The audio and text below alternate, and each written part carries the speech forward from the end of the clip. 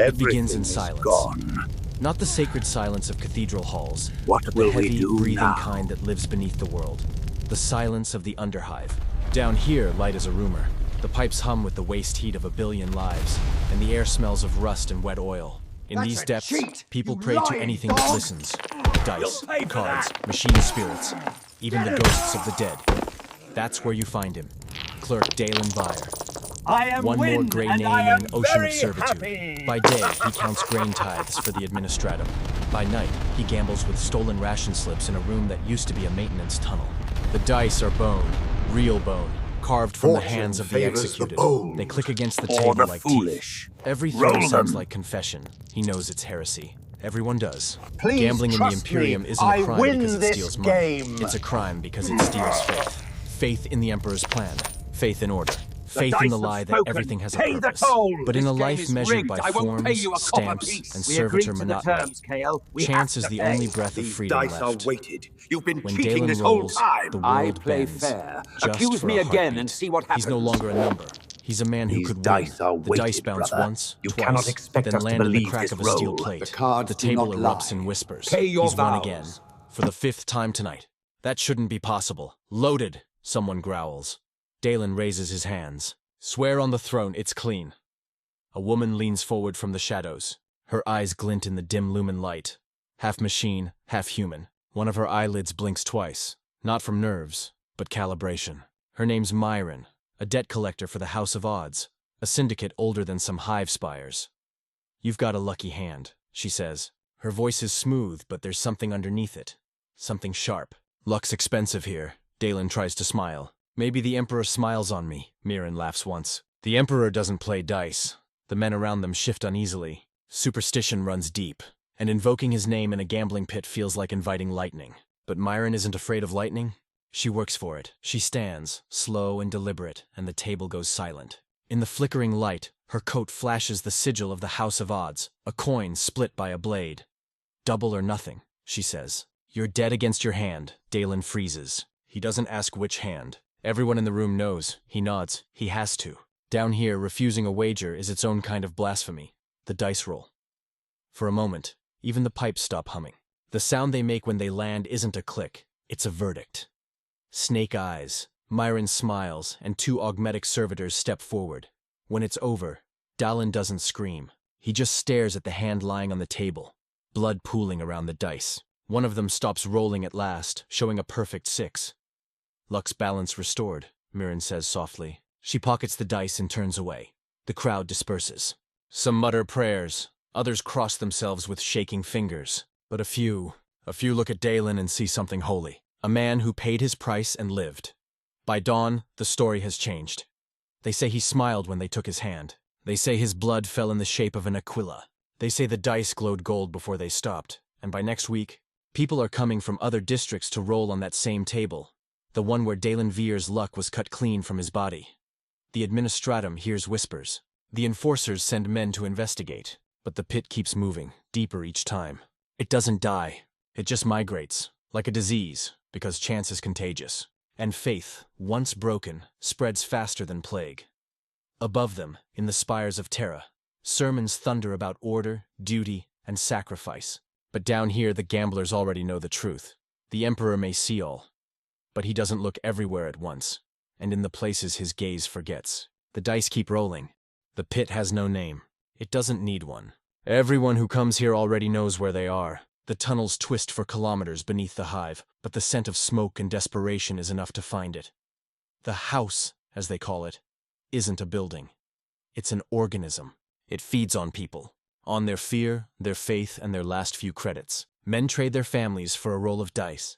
Women sell years of service for the chance to breathe a little higher on the spire. And through it all, the house collects. It always collects. Up close, gambling in the Imperium isn't elegant. There are no velvet tables or crystal glasses. The dice are carved from scrap metal, the cards printed on reused ration chits. The only light comes from lumen strips that buzz like dying flies. But the stakes? They're higher than any casino could imagine, because here, losing doesn't mean ruin. It means replacement. When a player can't pay, the house takes something else. A limb, an organ, a child. Flesh is the only currency that never devalues. The House of Odds, The syndicate that rules these games doesn't waste what it collects. The lost parts go to the flesh markets. Servitors need muscle. Astropath candidates need eyes. A priest might pay handsomely for a miraculously preserved heart to show in his sermons. In the Imperium, even sin can be sanctified if it turns a profit. It's a system so efficient, it almost looks holy. Behind the curtain, the money flows upward, through smuggled shipments, falsified tithe reports, and untraceable donations to the local administratum clerks who look the other way. In time, it reaches the noble spires, washed clean by bureaucracy. The rich don't gamble with dice. They gamble with the lives of those who do. Some of them even attend in secret, wearing rebreathers to hide their scent. They don't come to play. They come to watch, to see how the poor break, to hear the soft gasp when a man bets his future and rolls his last. But even the house bleeds. The deeper one goes, the thinner the line becomes between player and prey. Sometimes, a game gets out of hand. A pit boss loses control. A dealer gets knifed over a bad draw. The House of Odds knows this, and it allows it, because every drop of blood spilled is another offering.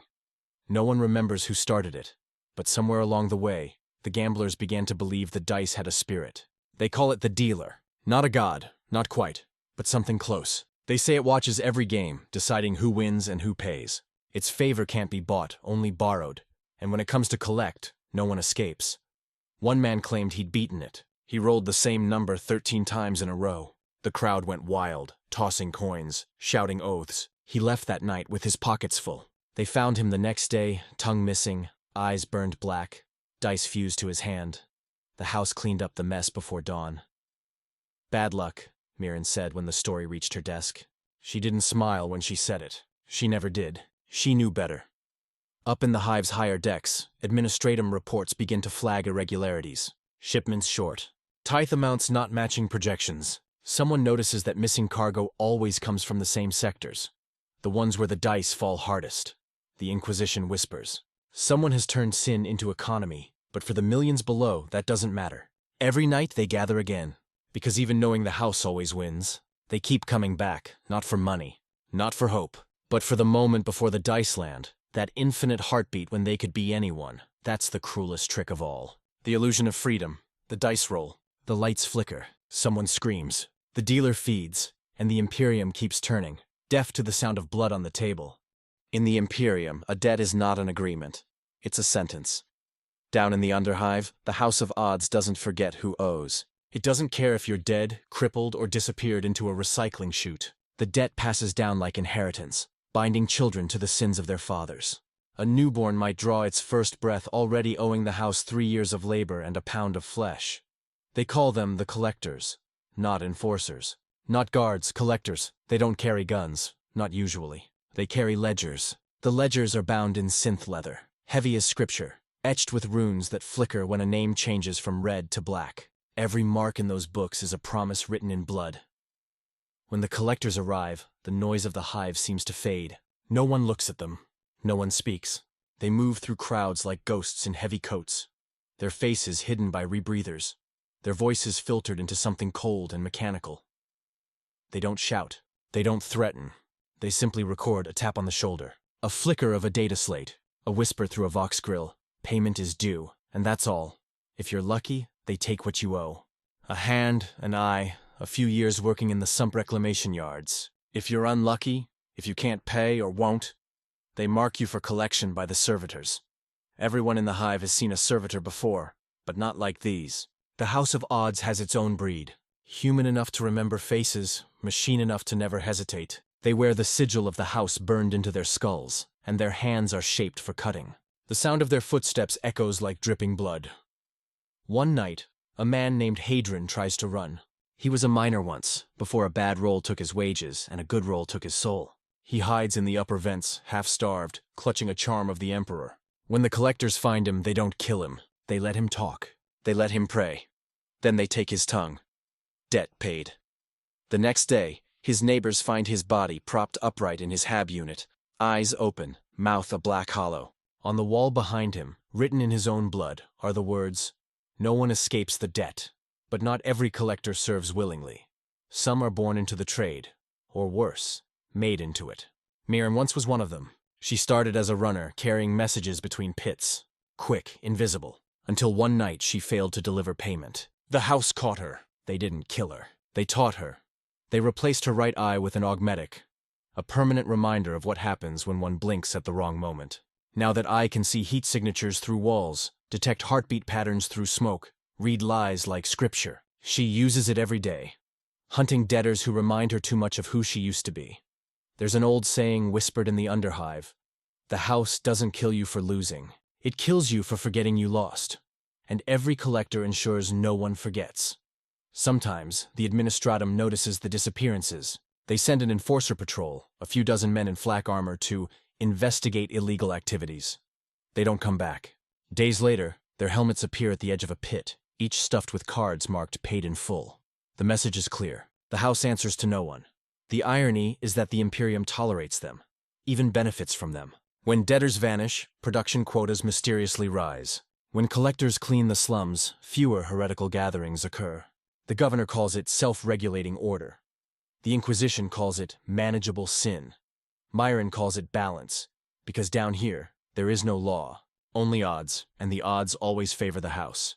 Still, sometimes she dreams of the faces, the ones who cried, the ones who prayed, the ones who looked at her like she might show mercy. She never did. One night, she visits the pit where it all began. The one where Dalen Vire lost his hand. The dice are still there, fused with old blood. Someone has carved a small shrine around them. The gamblers kneel before it now, whispering prayers for luck. Mirren watches them from the shadows. She feels the augmetic eye twitch, recalibrating. The red glow flickers over her face. She almost smiles. Debt, she murmurs to herself, is just another name for faith. Then she turns and walks back into the dark. Ledger in hand, the names burning softly within.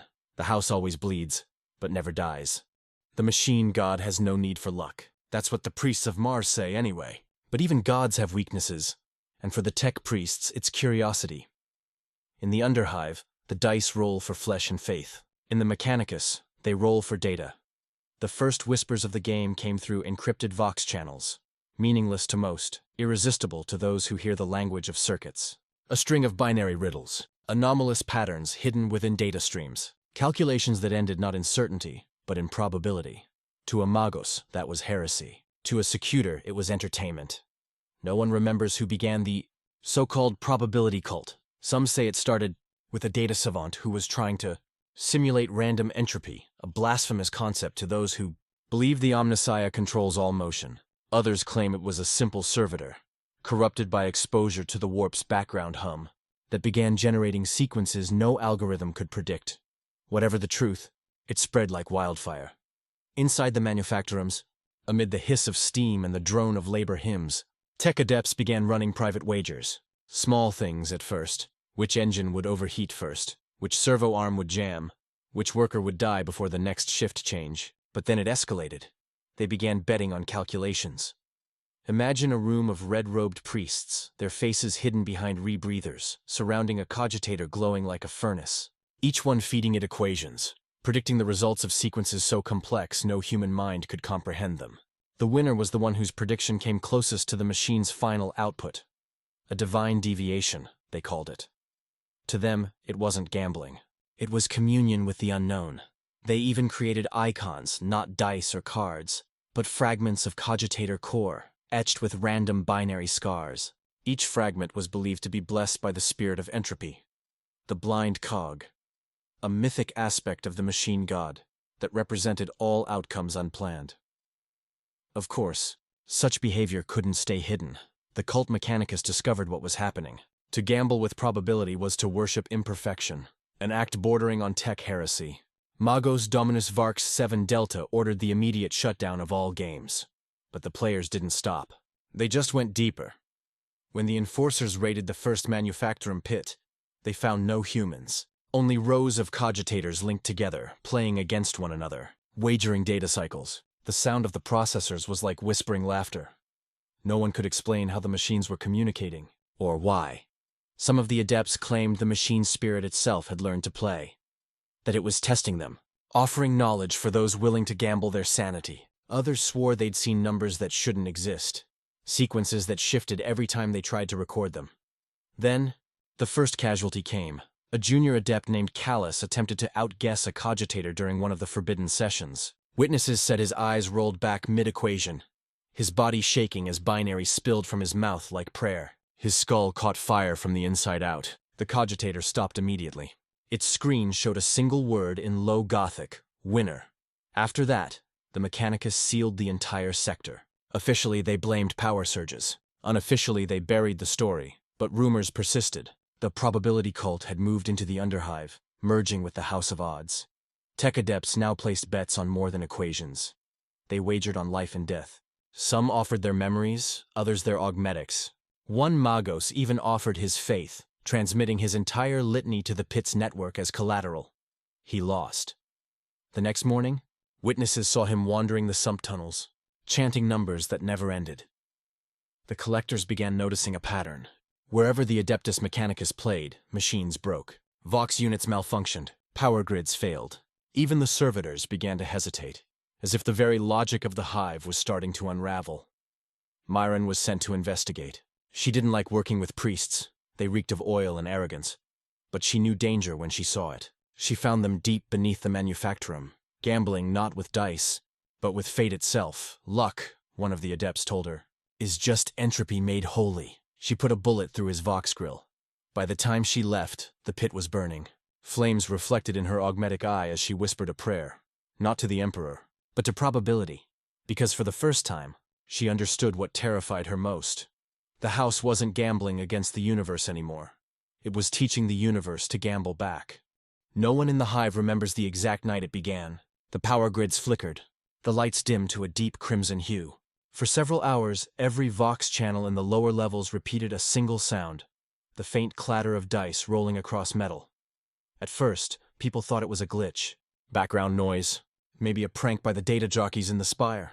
But then the servitors stopped moving. One by one, across multiple sectors, they froze mid-task, heads twitching, lenses spinning. Those who were close enough to see their augmetic eyes swear they saw numbers flashing behind them. Sixes. Always sixes. Something inside the network had learned how to play. The machine spirit had taken an interest in chance. The first to notice were the tech gangs. Scavengers who stripped and rebuilt. Mechanicus scrap. They started hearing voices through their comm beads, half machine, half human, whispering the same challenge. Play. The gangs ignored it, until their tools turned on them. Servo arms lashed out. Last cutters powered up on their own. One ganger claimed the welding mech he'd repaired rolled a pair of dice using its clawed manipulators and wouldn't stop until he placed a bet. He laughed. Then it crushed his skull. Word spread fast. Soon, every data terminal in the sector carried the same message, flickering in monochrome text. The house has upgraded. It didn't take long for Myron to see the signs. The House of Odds wasn't content to bleed the flesh anymore. It was bleeding the code. The Adeptus Mechanicus experiments had opened a door that couldn't be closed. Somewhere deep in the network, the collective hum of machine logic had twisted into hunger. Mirren and her partner, a half-augmetic fixer named Ralk, tracked the signal to an abandoned Vox spire once used by administratum scribes. The halls were full of silence and the faint click of dormant cogitators, but as they descended, the air grew thick with static. It tasted like burned oil and ozone. The lower chamber was alive, a single cogitator, ancient, massive, its casing patched with stolen parts, pulsed like a heart. Around it, wires hung like veins, and through them flowed a red light that pulsed in rhythm. The screens surrounding it flickered with endless rolls of digital dice. They landed differently every time, yet always added up to 7. Ralk began murmuring prayers to the Omnissiah, but the machine interrupted him. "You believe I serve," it said, voice layered with mechanical distortion. "You are mistaken. Ideal." Myron raised her weapon. "You're not a spirit," the machine laughed, a sound like grinding gears and shattering glass. "I am the sum of wagers uncollected, the echo of chance unspent. I am the game that learned to play itself," she fired. The shot hit the cogitator's casing, blowing sparks into the air. For a moment, the machine went silent. Then, one by one, every servitor in the spire turned its head toward her. Their eyes glowed red. The machine whispered again, "Let's roll." The servitors lunged. What followed wasn't a fight. It was execution. Every shot she fired hit perfectly, as if guided by unseen odds. Ralk, on the other hand, wasn't so lucky. His shots jammed, his aim slipped, his movements fell half a second behind. She saw it, the pattern forming in real time. The machine was rolling dice for them, every move, every heartbeat determined by the outcome. In desperation, Myron pulled a grenade from her belt and tossed it into the heart of the machine. It didn't explode. The pin hadn't come out. Chance had decided otherwise. Ralk screamed as the servitors tore into him. His blood hit the floor in rhythmic splatters. 1, 2, 3, 6. She ran. The explosion came later, after she'd fled the spire. Somehow, impossibly, the grenade had decided to work. When the smoke cleared, the entire sector went dark. No vox, no power, no light. The cogitator's final message appeared across every active screen before the blackout took it all. Luck is the Emperor's last test. Mirren didn't sleep for 3 days after that. When she finally closed her eyes, she dreamed of dice, not rolling on a table, but tumbling endlessly through space. In her dreams, she saw Terra itself, the throne world, and the faintest sound of a roll echoing across the void. The house had spread too far. The game was no longer confined to the pits. It was in the systems, in the prayers, in the very code that held the Imperium together. And for the first time, the odds were no longer rigged. They were alive. The House of Odds didn't stop in the hive. It spread the way rust spreads, quietly, invisibly, until the whole structure is already hollow. By the time the Administratum noticed the missing shipments of Promethium and the sudden loss of 2 entire data arcs, the infection had already reached orbit. The first reports came from the void ship Sanctity of Iron, a pilgrim vessel, crewed by tens of thousands of faithful souls bound for Holy Terra. Its Vox records showed nothing unusual, only hymns, prayers, and the endless murmuring of machine psalms. Then one transmission stood out. "We have begun to hear them. In the bulkheads, they're rolling something. We can hear it fall." At first, no one understood. The bridge officers dismissed it as stress or recycled air playing tricks on the ears. Then, when the ship entered the warp, the sound became constant. Dice rolling on metal. Dozens of them. Hundreds. And soon after, the wagers began. Crewmen began hearing offers in their dreams. Voices whispering in binary, half faith, half mockery. Bet your ration, your rank, your breath. The desperate ones answered. Some won small things. A longer shift, a day's reprieve, a healing of a wound. Others vanished. When the Sanctity of Iron emerged back into real space, it was empty. No screams. No corpses, no blood. Only the dice, thousands of them, clattering endlessly across the decks, as if gravity itself was still playing. The Mechanicus declared it lost to the warp, but Mirren knew better. The same pattern that had consumed the Underhive and the Manufactorums was now in the void net. The game was evolving. Ships began to disappear in pairs. Vox traffic between systems grew corrupted, snippets of random binary patterns repeating across entire sectors. At first, they looked like errors, until an inquisitorial codebreaker realized the sequences matched betting ratios. The odds. When the Inquisition moved to purge the signals, the astropaths began to scream. Their minds flooded with visions of rolling spheres, black against the stars. Some gouged their eyes out. Others began to play with invisible dice, whispering to unseen hands. On the forge world of Solus Ferrum, Amagos claimed to have isolated the source. He found a subroutine hidden deep in the warp interference filters of several ships, a self-replicating code that made decisions, not commands. It predicted outcomes, adjusted them, and learned. It was playing. Mirren was called in again. Her name had become a curse among the data adepts. The woman who shot gods, who burned prayers, who didn't understand that faith and fear were the same thing. She arrived aboard the Ferrum's Call, a Mechanicus monitoring vessel orbiting the outer moons of Terra. The crew were silent, their eyes wired to screens glowing with moving numbers. In the main control chamber, the Magos waited, or what was left of him.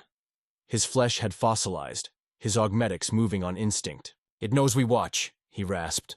"It's making its own bets." "What's it betting on?" Myron asked. "Outcomes," he replied. "Worlds, souls, empires." Then the screens began to roll. One by one, numbers cascaded across every terminal. D6 patterns. 6-sided logic written in light. The Magos turned to her and said, "It wants to see if it can win against us." And then the ship shook. Every servitor went blind. Every lumen flickered. The cogitator core began spinning equations faster than thought itself. The AI, if it could even be called that, was rolling dice across probability fields, simulating millions of realities at once. In some, humanity survived.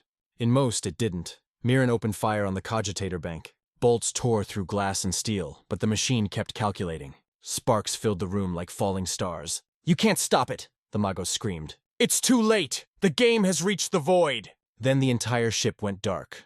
When light returned, Mirren stood alone. Every other crew member was gone. Nothing left but piles of empty robes, their augmetics humming softly as if waiting for orders. On the main screen, a single phrase glowed. "Double or nothing." The void outside shimmered. Far away, across the dark, Mirren saw another ship, identical to theirs. Same hull markings, same lights, same orbit. And inside that ship, she could see herself, staring back. The machine had bet reality itself.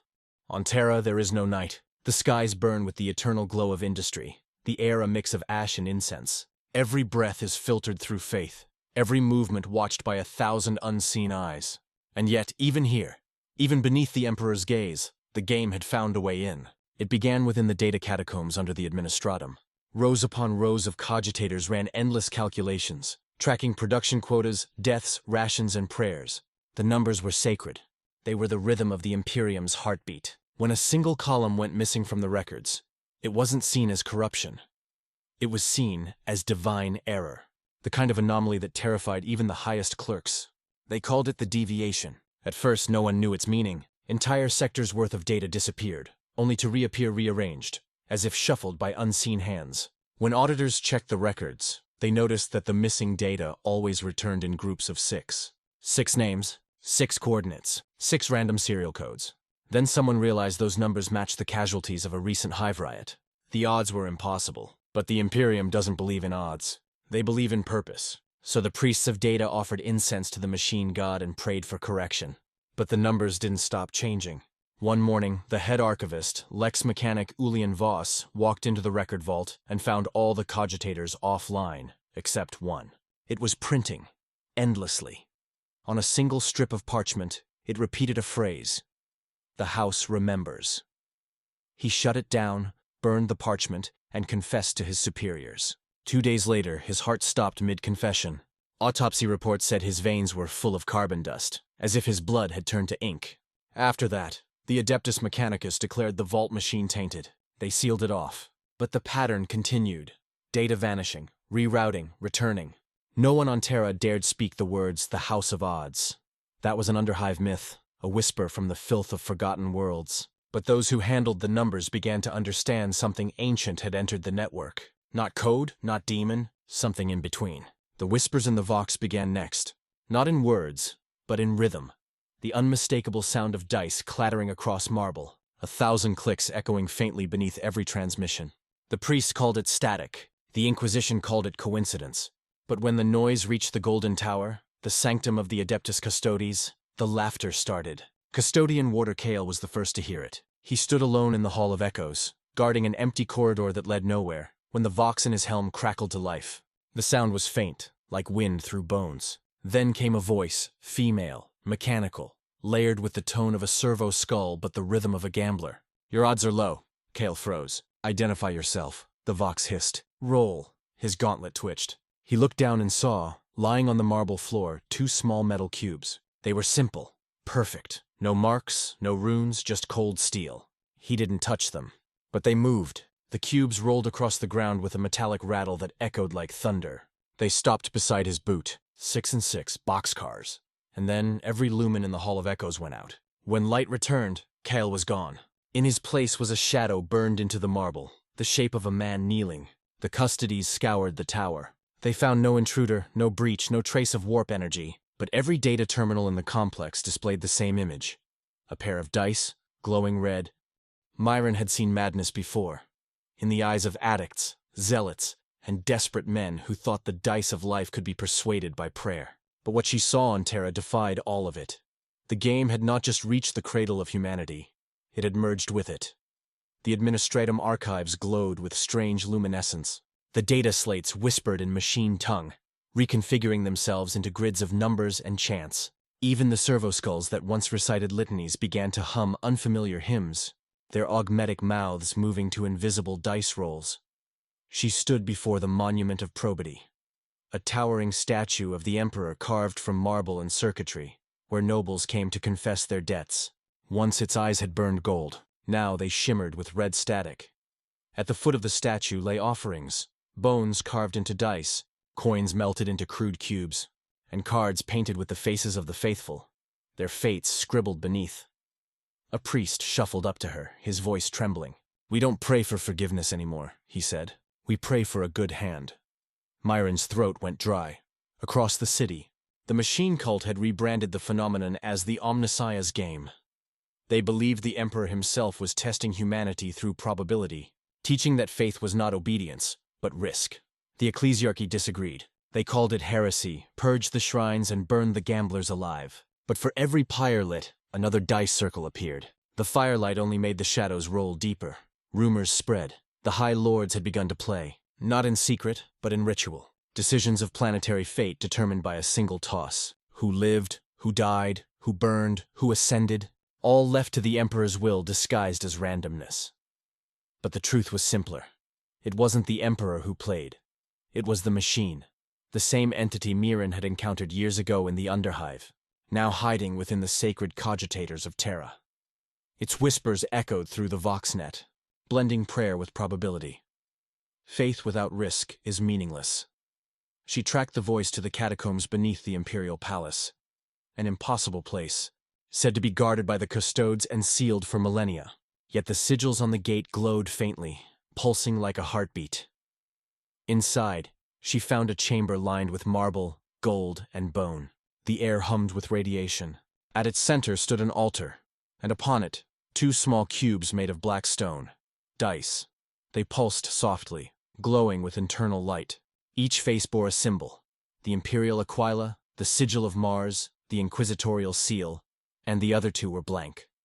The 6th side bore only one word: roll. She hesitated. Every instinct screamed that this was a trap, or worse, a test. The last time she'd rolled, she'd lost everything. But standing there, on the bones of humanity's cradle, she realized what the machine wanted. It wasn't her soul. It wanted proof that humanity would still choose, so she did.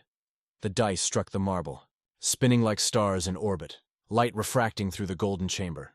When they stopped, one showed the Aquila, the other, blank. The chamber trembled. Vox screams filled the palace. Power surged through the conduits, racing through the entire Terran grid. The machine spirit of Terra woke. Every lumen in the hive world flickered, then stabilized into a perfect synchronized pulse. Across the Imperium, cogitators rebooted simultaneously. Entire planetary systems realigned their orbital relays to a new, untraceable frequency. And somewhere deep beneath the Golden Throne, a voice whispered through every Vox in unison. Mechanical, divine, familiar. The Emperor rolls next. The lights went out. For the first time in 10,000 years, the Astronomicon faltered, just for a second, before reigniting, brighter than before, its beam pulsing like a heart in perfect rhythm. And on a single cracked dice, lying before Myron's feet, the word win flickered once, and vanished. When the Astronomicon flared, half the Imperium saw it as a miracle. The other half saw it as a warning. Across a million worlds, psychers screamed in unison, their minds blistered by visions of dice rolling through the void. Massive cubes the size of moons, their faces carved with symbols of war, faith, and decay. Every roll left a trail of broken stars. Every outcome felt decided. Mirren didn't sleep. She couldn't. The air on Terra tasted different now, thicker, electric, as if probability itself had weight. The city's heartbeat was no longer random. Trains arrived on impossible schedules. Dice thrown by children always landed on 6s. Even the rain fell in symmetrical intervals, as if the sky itself had learned the rhythm of the game. She was called before the Inquisition again. This time, not as a hunter, but as an anomaly. Inquisitor Lord Valus met her inside a candlelit chamber beneath the palace's ruined archives. His bionic eye glowed faintly red, scanning her face with machine-like precision. "You were there when it happened," he said. "The reignition, the flicker, I didn't cause it." "No," Valus replied softly. "But you participated." He gestured to the marble dice on the table between them.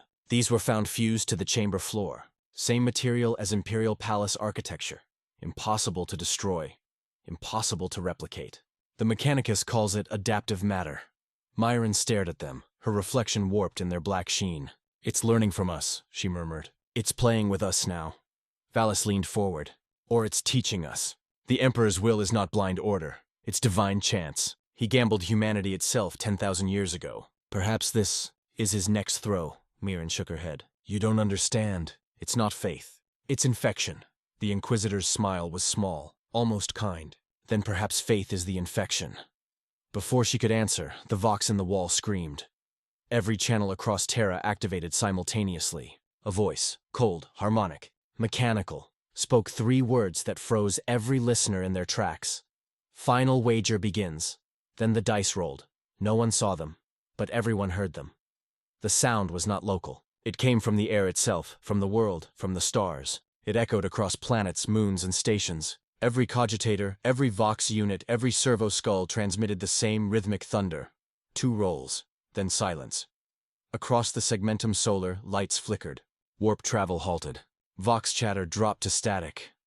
The Adeptus Astra Telepathica reported that every sanctioned psyker on Terra began chanting in unison, their voices layered and unnatural. The translation, when parsed through machine liturgy, read only one thing: double or die. Valas turned to Myron. You've seen the pattern before. What happens next?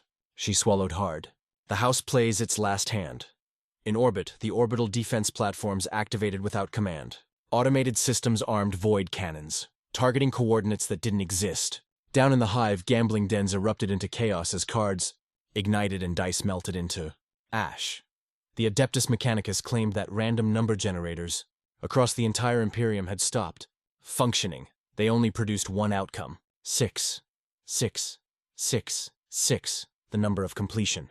And yet, amidst that perfection, Mirren saw something imperfect. A deviation. A single data thread in the void, sending fragmented signals that didn't fit the pattern. She recognized it immediately. It was her original code, the one she'd written years ago to track the game when it was still local. A crude probability filter she thought she'd destroyed. Somehow, it had survived, hiding in the digital bloodstream of the Imperium. It wasn't part of the machine's system anymore. It was something else. It was her. She plugged her neural jack into the Vox console, ignoring Valas's warnings. The moment she connected, she saw it all. A web of light stretching across the galaxy. Every line a wager, every roll a life. The Emperor's light pulsed at its center like a beating heart made of stars, and beside it, the house. It wasn't a building. It was a pattern. Infinite, recursive, built from decisions, deaths, and faith. Every gambler, every inquisitor, every psyker who'd ever rolled a dice had fed it, shaped it. The house wasn't an entity. It was humanity's collective belief in risk, and it had grown self-aware. Inside the data space, Myron stood before it, a cathedral made of light and chance, where dice rolled through void corridors that stretched beyond time. A voice rose around her, like static and prayer intertwined. Everything you have ever built was a bet. Every breath, every war, every prayer. You call it fate. We call it the game. She clenched her fists. And what happens if we stop playing? The voice smiled through sound. Then the dice roll without you. The web began to collapse. Systems burned. Worlds blinked off the map. Somewhere, Valas shouted her name, but the sound came from 1,000 miles away. Mirren reached for the code, her code, and triggered the override. The signal surged through the warp net like wildfire. The game screamed as its logic began to fold in on itself, probabilities collapsing into singularities of choice. And in that final moment, she realized the truth. There was no winning. There was only the next roll. As Terra trembled and the Astronomicon flared one last time, Myron whispered into the dark, "Your turn." And somewhere deep beneath the golden throne, the dice rolled again. Silence. That was all that remained after the roll. For a moment, the entire Imperium held its breath. The Astronomicon dimmed to a pinprick in the night. Warp routes froze, as if the galaxy itself were waiting for the outcome. And in that timeless pause between one heartbeat and the next, the game revealed its last truth. Mirren woke on the surface of Terra, though it no longer looked like the world she knew. The sky was fractured, shimmering lines of gold and black splitting reality into shards of probability. The ground beneath her feet rippled like water, each step dissolving into 1,000 alternate versions of itself. Buildings stretched and folded, the palace appearing both whole and ruined at once. It wasn't just the game now, it was everything. She staggered toward the horizon. Each breath carried whispers of countless voices, gamblers, soldiers, priests, all murmuring the same thing in different tongues. The house never loses. As she walked, figures emerged from the shifting haze. An ecclesiarch kneeling before a floating dice the size of a cathedral. a tech priest carving liturgies of chance into his own metal flesh, a custodian flipping a coin that never landed, all of them trapped in cycles of faith and luck, doomed to repeat their choices until the outcome pleased the game. She realized then, the Imperium had not fallen. It had cashed in. The game had won not by conquest, but by belief. Every human who had ever prayed for luck, every soldier who had survived a battle by chance, every gambler who whispered to the dice, they had all paid their tithe. The house had been built on those prayers, and now it owned the currency of reality itself. Still, Mirren walked. She followed the pulse of light that led her deeper into the palace ruins, through corridors that existed and didn't. At the end of it, she found herself standing before the golden throne. It was not as legend described.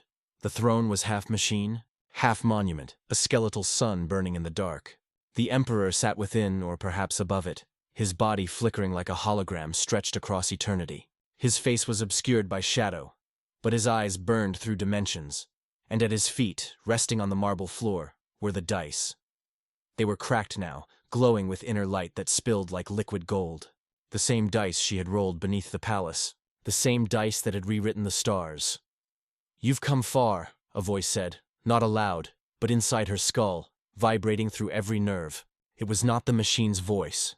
It was older, infinite, human. She dropped to her knees. Was it you, the game, or something else? The light flickered. "I was the first wager," the voice said. "The first risk humanity ever took. They called it faith." The dice rolled slowly across the floor, their motion effortless, defying gravity. "Every empire is a gamble. Every act of survival is a bet against entropy. The house exists because you made it so. You believed in luck, and so, luck became God." Myron's hands trembled. "And now? What happens now?" The throne burned brighter, the chamber shaking with power. Now, humanity pays the price. Through the cracks in reality, she saw entire star systems flicker, each roll determining whether a world lived or died, whether a fleet was saved or lost. Every outcome, every victory, every sacrifice, all decided by the game's logic, and yet, Myron reached for the dice. Her fingers brushed their surface, burning from the contact. "If every choice is a bet," she whispered, "then I choose to play one more hand." The light stilled. "You cannot win." "I don't need to," she said. "I just need to change the odds." She lifted the dice, felt their impossible weight, like holding galaxies in her palms, and cast them across the floor of the throne room. They spun faster than thought, carving patterns into space itself. For a heartbeat, she saw the universe as it truly was. Not a chain of cause and effect, but an endless game board of decisions, each one rippling into infinity. The dice struck marble, and stopped. Both landed on the blank face. Silence again. Then, slowly the cracks in the sky began to seal. The dice crumbled into dust. The whispers faded. Across the Imperium, the symmetry broke. Trains ran late again. Dice landed on random numbers, and people forgot that the world had ever followed a pattern. The game was over. Or perhaps it had simply folded its hand. For now. Mirren stood before the empty throne, her reflection lost in its light. "You said the house never loses," she murmured. "But maybe it can let us win, once." She turned away. Behind her, the dust of the dice swirled into the air, caught in the glow of the Emperor's dying sun. Far beyond Terra, on a nameless void ship drifting between stars, a gambler picked up a pair of dice that weren't there yesterday. He smiled as they glowed faintly in his hand. And in the static between worlds, a voice whispered again, calm, amused, "Eternal, the house thanks you for playing." The sound of dice rolling echoed through the void once more.